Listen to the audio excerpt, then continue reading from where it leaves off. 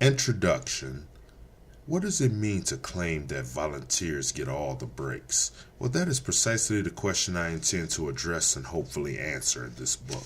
How many times have you said to yourself, if only someone would hire me, I would prove myself worthy?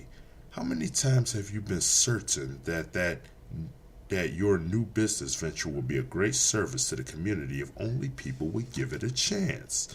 The bad economic times we have endured recently have multiplied the usual hardships that accompany our attempts to gain employment or start our own businesses. There is so much advice available from so many well-intentioned sources as to how to get us moving to acquiring employment and ultimately success for ourselves. Unfortunately, far too much advice has been too long recycled and suffering from a lack of innovation and creativity.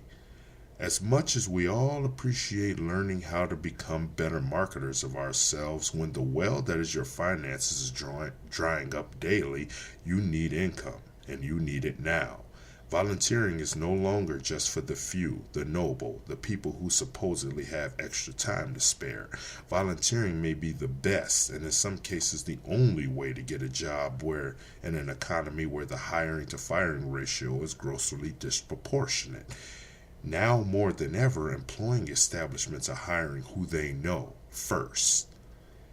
If you have not learned anything from our sagging economy, hopefully you learn that plans A, B, and C are not enough anymore.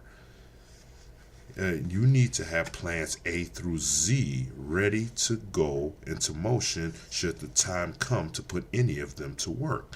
And if volunteering isn't part of your plans are not complete. This book aims to encourage you to consider volunteering your products and services as a way to convince others to try out what you have to offer.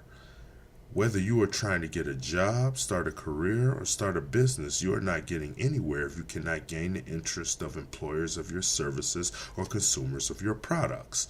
My goal is to convince you that by allowing others to sample what you have to offer for free, they may be more willing to give you a chance to prove yourself. I have no doubt that a lot of struggling people in this world could really become a big hit if only they could get in the door and prove themselves.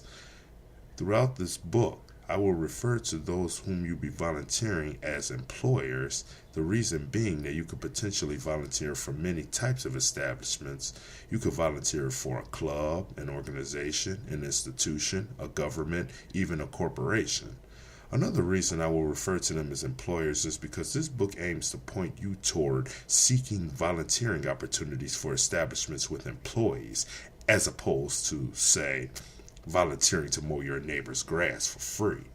The point of this book is to help you turn volunteering into a source of opportunity in order to help bring increased success into your life, not to teach you how to be a noble individual.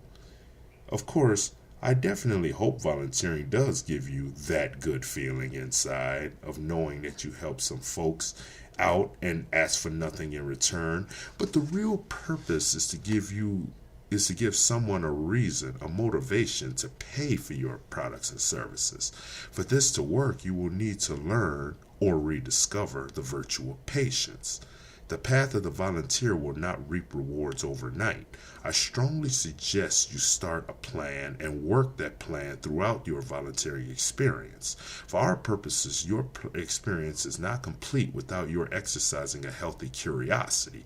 While volunteering, you should be meeting people, asking questions, learning about the employer, and discovering job opportunities within.